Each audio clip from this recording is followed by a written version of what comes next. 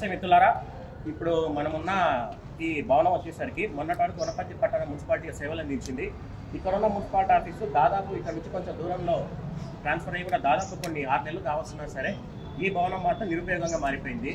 నిజానికి దీని కట్టిన పర్పస్ వచ్చేసరికి వనపర్తి పట్టణంలో ఇండోర్ స్టేడియంలో కట్టిరు. Indoor games chess, carroms, tennis, volleyball లాంటి వాడడానికి కట్టిరు. కానీ ఎన్నడూ ఇది మాత్రం ఆ ఇండోర్ స్టేడియంగా సేవలు అందించలేదు. సరే, సేవలు అందించకపోయినా సరే అప్పుడు భవనాల కొరత వల్ల నూతన జిల్లాగా ఏర్పడిన క్రమంలో దీన్ని మున్సిపల్ ఆఫీస్గా మార్చిండ్రు, సేవలు అందించింది. కానీ ఇప్పుడు ఇక్కడ నుంచి మున్సిపల్ ఆఫీస్ వేరే కాడికి తరలించినా సరే ఇది మాత్రం ఒక 6 నుంచి నిరుపయోగంగా ఉంది. సో తక్షణమే అధికారులు కానీ ప్రజాప్రతినిధులు కానీ తక్షణమే స్పందించి తిరిగి ఈ భవనాన్ని ఇండోర్ స్టేడియంగా వెలుగులోకి తీసుకురావాలని చెప్పి మనస్ఫూర్తిగా కోరుకుంటున్నాను.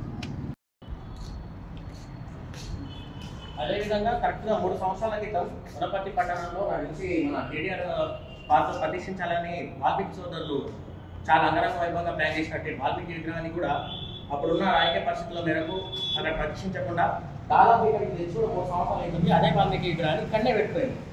సో నేను అధికారులకు కానీ ప్రజలకు తక్షణం ఇది కూడా మీ దృష్టికి తీసుకురావాలనుకుంటున్నా. ఇలా మహానుభావుల విగ్రహాలను కానీ వీటిని కానీ పెట్టడం వల్ల వాళ్ళని అవమానించినట్టయితే తక్షణమే చర్యలు తీసుకొని ఈ విగ్రహాన్ని ఏదైనా సరే అనుకూలమైన ప్రదేశంలో ప్రశిక్షించాల్సిందిగా ప్రయత్నించాలని కోరుతున్నాను, విన్నవిస్తున్నాను. ధన్యవాదాలు.